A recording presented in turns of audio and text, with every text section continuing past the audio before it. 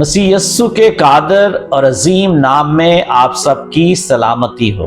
इन दिनों हम पहाड़ी वाज में से मुबारक वादियों के ताल्लुक से सीख रहे हैं और हम इस मजमून के तहत सीख रहे हैं कि हमें यस्सु के मुताबिक मुबारक जिंदगी गुजारनी चाहिए।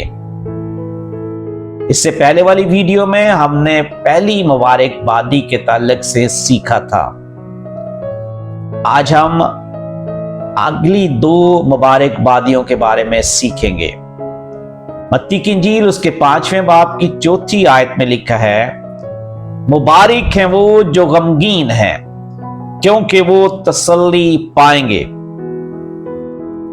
ये गुनाह पर रंजो गम है, अपना गुनाह और दुनिया की टूट फूट पर अफसोस।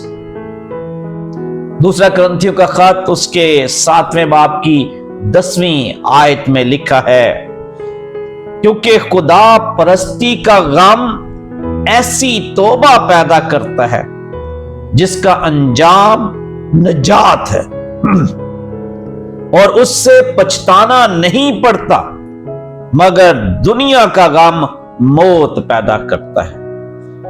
फिर से आयत मुकद्दसा को पढ़ूंगा, क्योंकि खुदा परस्ती का गम ऐसी तौबा पैदा करता है जिसका अंजाम नजात है और उससे पछताना नहीं पड़ता, मगर दुनिया का गम मौत पैदा करता है। मेरे अजीजों, हमें कौन सा गम है? हम खुदा परस्ती का गम करते हैं या हम दुनिया का गम करते हैं?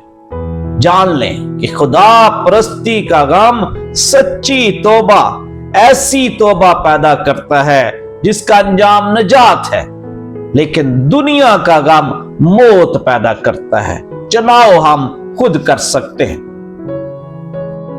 पतरस को याद करें, जब उसने यस्सु का इनकार किया, वो शिद्दत से रोया, मगर बाद में बहाल हो गया। उसे खुदा परस्ती का गम किया और वो रोया अपने किए पर और वो बहाल हुआ।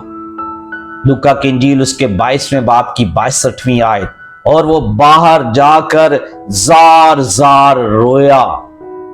क्या हम गुनाह पर गम करते हैं या उससे जवाज फराम करते हैं?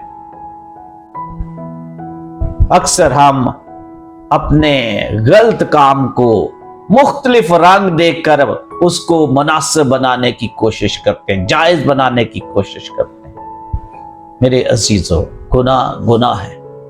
हमें गुनाह से पाक जिंदगियां गुजारनी चाहिए। तीसरी मुबारक वादी है, 5वें बाब की 5वीं आयत में लिखा है, मुबारक हैं वो जो हलीम हैं, क्योंकि वो जमीन के वारिस होंगे। मेरे अजीजों, हलीमी कमजोरी नहीं, बल्कि काबू में रखी गई ताकत है। अपने हक के लिए लड़ने के बजाय खुदा पर भरोसा करना। ज़बूर 37 उसकी 11वीं आयत लिखा है, लेकिन हलीम मुल्क के वारिस होंगे और सलामती की फरावानी से शादमान रहेंगे। यीशु मसीह ने भी कहा, ऐ बोझ से थके मांदे लोगो, सब मेरे पास आओ, मैं तुम्हें आराम दूंगा और मुझसे सीखो, क्योंकि मैं हलीम और दिल का फरोतन हूं। अजीजों, एक जंगली घोड़ा उस वक्त ताकतवर बनता है जब तरबियत याफ्ता हो। हलीमी काबू में रखी गई ताकत है और जरूर है कि हम हलीमी इख्तियार करें, आजिज़ी इख्तियार करें और खुदा के जलाल के लिए जिएं। क्या आप नाराजगी पर गुस्से से रद्द अमल देते हैं या फरोतनी से? अपनी जिंदगियों पर गौर करें। खुदा चाहता है कि हम मुबारक जिंदगियां गुजारें। आज हमने सीखा है कि मुबारक है वो जो गमगीन है, जो अपने कमजोरियों पर, अपनी खामियों पर गम करते हैं, मातम करते हैं, क्योंकि वो तसल्ली पाएंगे, انہیں تسلی ملے گی۔ اور اسی طرح ہم نے سیکھا ہے مبارک ہیں وہ جو حلیم ہیں، کیونکہ وہ زمین کے وارث ہوں گے۔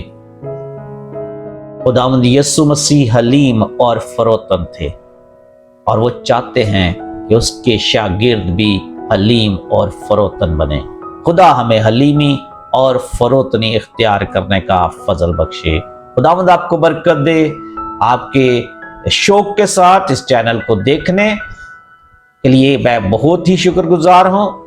اگر ابھی تک آپ نے چینل کو سبسکرائب نہیں کیا تو پلیز چینل سبسکرائب کر لیں، بیل آئیکن پریس کر دیں تاکہ اگلی ویڈیو بر وقت آپ تک پہنچ سکے۔